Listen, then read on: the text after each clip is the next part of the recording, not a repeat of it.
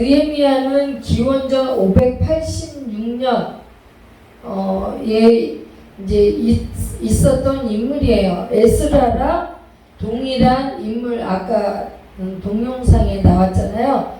동일한 인물이고, 이 당시에 바벨론이 이제 멸망하려고 하고, 그 다음에 이제 페르시아가 이제 점령했어요. 그래서 이 이스라엘 백성들이 이 페르시아 왕이 바벨론의 포로 생활을 했던 이스라엘 이 사람들을 해방시켜줬어요. 우리 8.15 광복절식으로. 그래서 1차 너네 고향으로 돌아가 해갖고 보내고, 또 2차 보내고, 페르시아가 얼마나 넓은 영토를 했냐면 미합중국, 어마어마 큰 합중국만큼 큰 땅을 이 페르시아가 다 점령해갖고 다스렸던 시대예요. 어마어마한 권력이죠. 그래서 이 당시에 1차, 2차 다 보냈는데 느헤미야는 거기에 가지를 않고 아닥사스다 왕의 이 술 관원, 그러니까 우리들 술 따라주는 술 웨이터 이렇게 생각하시면 안 되고, 그 당시의 왕은 사람들이 많이 죽이려고 해요. 그래서 자기가 왕 되려고 하기 때문에 이런 물 한 잔도 왕이 먹기 전에 기미상공, 우리 옛날 왕들이 기미상공들이 먼저 이렇게 먹고 그 다음에 먹잖아요. 그래갖고 막 뒤에서 그 왕을 죽이려고 그 기미상공한테 돈을 주고 매수하고 그래갖고 이 독약 타갖고 죽이고 이러잖아요. 그런 식으로 이 당시에 술은 우리 먹는 그 술을 생각하시면 안 되고, 이런 이스라엘 나라는 포도주가 일반 우리 이렇게 먹는 물식으로 먹는 거예요. 그러니까 갈증 나면 물 이런 것도 먹지만 이게 포도주로 이렇게 먹거든요. 그런데 그거에 독을 타서 죽일 수도 있으니까 항상 그거는 자기 가족, 자기랑 가장 친하지 않으면, 신임하지 않으면 그 자리는 할 수가 없는 자리예요. 그게 이제 느헤미야였어요. 그래갖고 에스라는 우리 같이 이런 목사 그런 사람이었고, 느헤미야는 평신도예요. 평신도여서 이제 술 가는 왕한테 이렇게 술 이제 이렇게 먼저 마시고 드셔도 됩니다 그렇게 주는 술 관원이었는데, 임금이 그 당시에 여기 떡 맡은 관원, 술 맡은 관원, 옷을 입히는 사람 이런 사람들이 인성을 찌푸렸다, 기분이 안 좋아갖고 우울해 있다 그러면 죽여도 돼. 어디 왕 앞에서 인상을 써 해갖고 죽일 수도 있는 거예요. 그런데 이 지금 느헤미야가 오늘 1장에서 읽었는데, 다들 자기 민족들이 1차 고향으로 다 간 거예요. 2차 갔는데 자기는 이렇게 높은 자리에 있었기 때문에 가지도 않고 있었는데, 자기 동생 하나니가 있었어요. 1장에 나와요. 여기 1장에 나오는데, 하나니가 그 예루살렘에 갔다 와서 이 느헤미야한테 얘기를 해주는 거예요. 우리 옛날 솔로몬 왕님 때 그런 예루살렘이 다 무너져 갖고 이렇게 허물어져서 완전 너무 초라하고 너무 말도 안 되는 게 이렇게, 그러니까 이 교회가 성지잖아요. 그 식으로 그 예루살렘 성지를 굉장히 큰 아주 하나님 다음으로 생각하고 있었거든요. 바람님이에요. 네. 하고 있었는데 그렇게 너무 초라하게 있고, 그러니까 어떤 자기의 마음의 중심인 그런 어떤 하나님 다음으로 자기가 의지하는 이스라엘 백성들이 그렇게 좀 생각하는 그런 예루살렘 성전이 무너져 있으니까 이스라엘 백성들이 이 바벨론 포로 생활 때 그 하던 습관머리, 나쁜 습관들, 문란한 행동을 거기 예루살렘 근처에 집을 짓고 그 근처에서 생활을 하고 있는데 그 바벨론에서 나쁜 행동을 했던 걸 그대로 했던 거예요. 그러니까 이 하나님가 와갖고 그 얘기를 했던 거예요. 가봤더니 예루살렘 성전을 다시 건축해야 되는데 여러 가지 힘들게 됐다. 사람들은 포로 생활을 했기 때문에 물질도 문제가 되잖아요. 그리고 이 사람들이 너무 바벨론의 생활에서 이렇게 습관이 돼갖고 하나님을 먼저 생각하지 않고 인간적인 생각만 가득해갖고 그 생활로만 이렇게 하는 거예요. 그래서 이것을 들은 느헤미야가 너무 근심에 쌓였던 거예요. 그래서 왕한테 그 말을 해야 될 텐데 그때 당시 왕의 권력은 하나님만큼이나 권력이 있는 거예요. 너 죽어야 돼. 그러면 당장 죽음으로 갈 수가 있고, 하다못해 웃지 않는 걸로 죽을 수도 있는 그런 권력이었어요. 그래갖고 금식을 하고 이렇게 있는데 이제 금식하고 왕한테 이제 술을 갖다 드렸겠죠. 포도주. 너가 왜 얼굴에 이렇게 근심이 있느냐 표시를 안 했는데 마음의 근심이 이렇게 얼굴에 나오잖아요. 어떻게 된 거냐? 너 왜 이렇게 근심이 많냐 했더니 내 고향의 예루살렘 성전이 지금 다 무너져갖고 다시 재건을 해야 되는데, 근데 이것도 말을 지혜롭게 했어요. 어떤 이제 반역 이런 거에 대해서 굉장히 민감하거든요. 왜냐면 지금 바벨론에서 페르시아가 이렇게 해갖고 점령한 거잖아요. 그래서 조금만 나라들이 반역을 일으킨다 하면은 그건 아주 큰 사건이기 때문에 그 반역을 말하면, 그러니까 예루살렘 이스라엘 백성들은 그 예루살렘으로 인해서 반역하는 거는 있을 수 없는 거니까 우리가 옛 조상 때부터 그것을, 그러니까 무덤식으로 이렇게 살짝 돌려서 말한 거예요.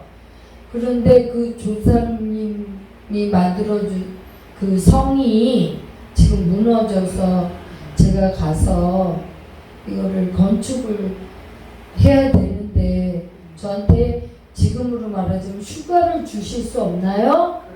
그랬더니 그 말이 기특한 거예요. 왜냐면 이 페르시아 이 사람들도 조상에 대해서 이런 거는 꽤 생각하고 있었거든요. 그러니까 또 굉장히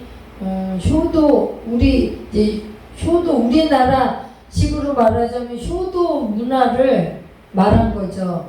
그래서 그래, 내가 너한테 휴가를 주겠다 그랬더니 거기 이렇게 너무나 긴 거리니까 그 나라마다 이렇게 나라마다 통과해야 되는 이 임금의 그 도장을 찍어달라고 그랬어요.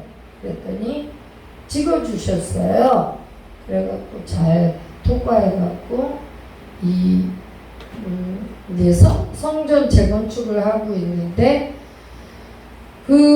거기서 이제 아까 동영상에서 나왔다시피 산발랏, 도비야, 게셈 요 세 명이 이거 반역을 일으키는 거 아니야? 하면서 막 굉장히 방해를 했어요. 느헤미야 성전 이게 완전 완성되면은 분명히 반역을 일으켜서 페르시아 우리 왕에 흔들릴 거다 이렇게 막 소문을 내고 그래서 성전을 제대로 건축하지 못하고 기다리고 기도하면서 또 금식하면서 이렇게 여러 가지 방해되는 것을 하나님한테 막 기도하면서 기다렸어요. 이 느헤미야가 굉장히 지혜롭고 그 슬 맡은 제가 아까 말했다시피 그 나라에 얼마나 인재가 많았겠어요. 그런데 포로 그 나라에 자기가 포로로 데리고 온 그 나라의 사람 중에 술 맡은 간원인이 얼마나 똑똑한 사람이에요. 하나님의 지혜가 풍부한 사람인 거죠. 그래서 이제 느헤미야가 이제 많은 고통과 환란 속에서 성전을 재건축하고 그 다음에 이제 에스라 그 시대의 이제 영적인 지도자인 에스라가 이제 이렇게 성경 모아놓고 막 성경책을 읽어주고 너네들 말씀 안에서 새롭게 서라 막 이렇게 한 거예요. 그래서 이 회개를 부르짖고 이 느헤미야가 편하고 술 맡은 가문이니까 굳이 그러면서까지 살 필요 없었는데 편한 삶을 살 수 있었지만 하나님의 그 사명을 감당하기 위해서 힘든 길을 선택을 했어요. 우리가 살아가는데 어떤 사람은 그냥 이렇게 편한 삶을 살려고 해요. 근데 하나님의 우리같이 이렇게 사명을 받은 자는 하나님이 이렇게 다루셔서 그렇게 편하게 살지를 못하지만 하나님 뜻 안에서 살려고 노력을 하지 않으면 마귀가 그냥 덮쳐갖고 힘들게 만들죠. 그래서 우리는 어떤 하나님의 울림을 하나님의 말씀이 무엇인지 항상 어렵고 힘든 여건 속에 있으면 세상적인 판단으로 하는 것이 아니라 이 느헤미야처럼 잠깐 스톱하고 기도하면서 금식을 하면서 기도하면서 하나님이 나에게 원하시는 것이 무엇인지 그것을 기도하면서 이제 이런 어떤 사명감을 갖고 살아가야 되거든요. 그래서 제가 이제 홀투 아동복지를 20, 30대 봉사로 좀 다녔는데 그게 유래가 어떻게 되냐면 오레곤주에 농사를 짓는 사람이 있었어요. 이렇게 농사 부자가 아니에요. 이 홀투 아동복지에 처음 시초한 사람이 부자가 아니고 굉장히 농사를 짓는 아주 평범한 가난한 사람이었어요. 근데 그 당시 저희 나라가 6.25 전쟁이 일어나갖고 전쟁 고아가 많이 생겼던 거예요. 그래갖고 미국에 그 신문에 난 거예요. 한국에 전쟁 고아들이 많이 있는데 이 고아이들을 길을 입양 단체가 필요합니다 하고 이렇게 신문에 냈어요. 그 당시는 뭐 TV 뭐 이런 게 흔하지 않던 시절이었으니까. 그래서 그 신문을 보고 이 홀트 부부가 너무 이제 하나님의 강권하심에 울림이 있었던 거예요. 내가 애들을 키우고 싶다. 너무 이걸 어떻게 키우면 되지? 하고 이렇게 마음에 울림을 했는데 자기 이제 놓은 밭 그 중에 반 정도를 팔아갖고 전쟁 고아이들을 데리고 와야 되잖아요. 그 비행기라든지 뭐 이런 거를 그래갖고 8명을 한국에서 데리고 왔어요.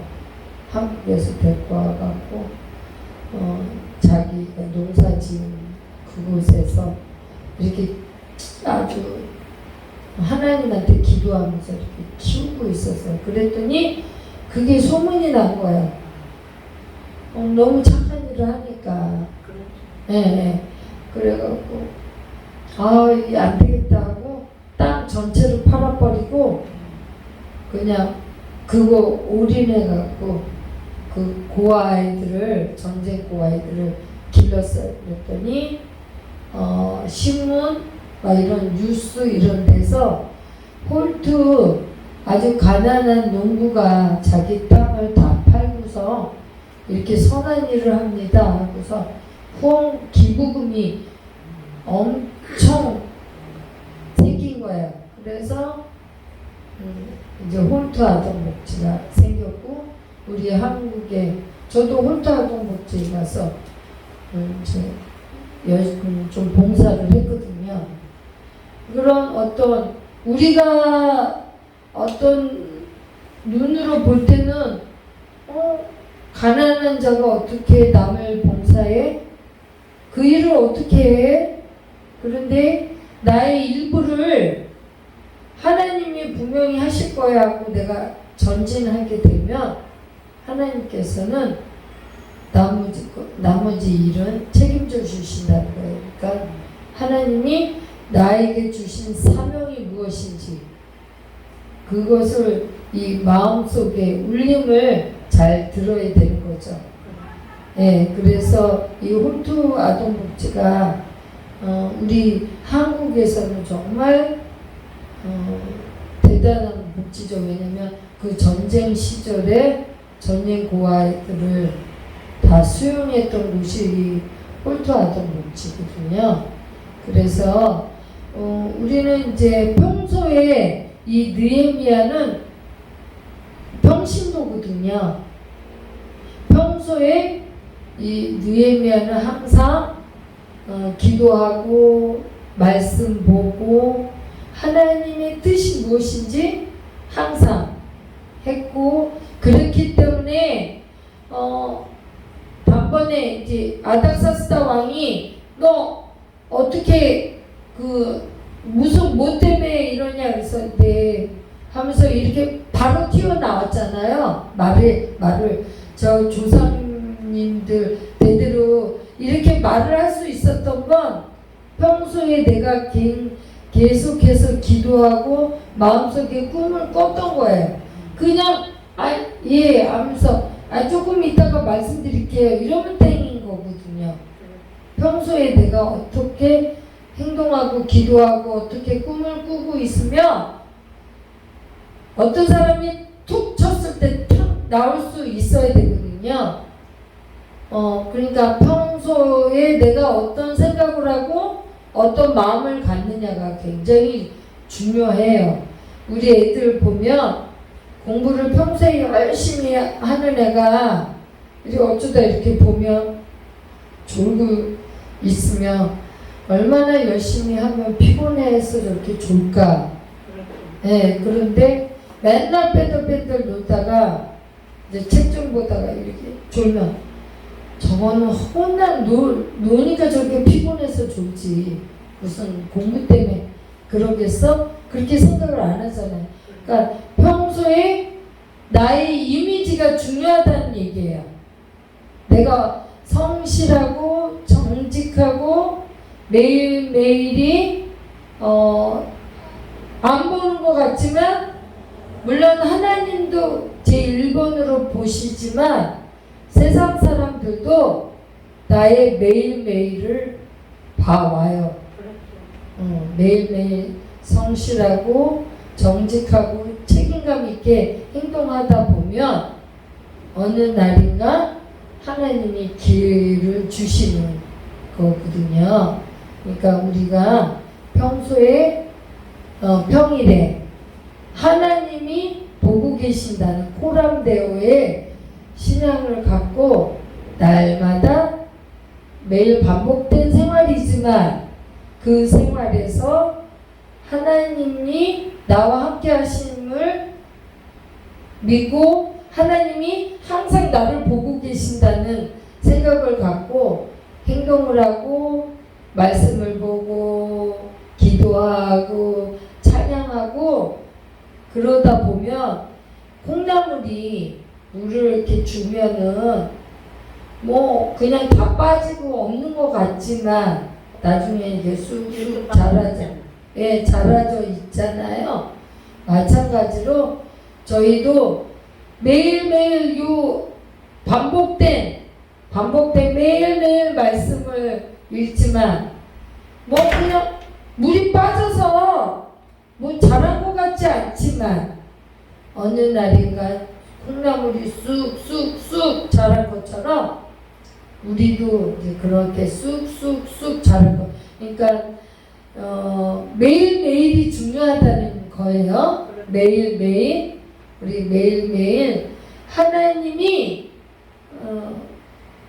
어느 날 탁 나에게 필요한 어떤 사람을 붙여줬을 때 매일매일 그런 행동을 하고 있으면 그거 기회를 탁 포착할 수 있거든요. 근데 매일매일이 엉터리고 매일매일이 이러다가 주일만 와서 잠깐 이러면 기회가 와도 놓치거든요. 그러니까 우리는 항상 하나님이 나와 함께 하신다는 믿고 하나님이 보고 계신다는 것을 알고 매일매일 하루하루를 최선을 다하고 정직하게 살아가시기를 주님의 이름으로 축원드립니다.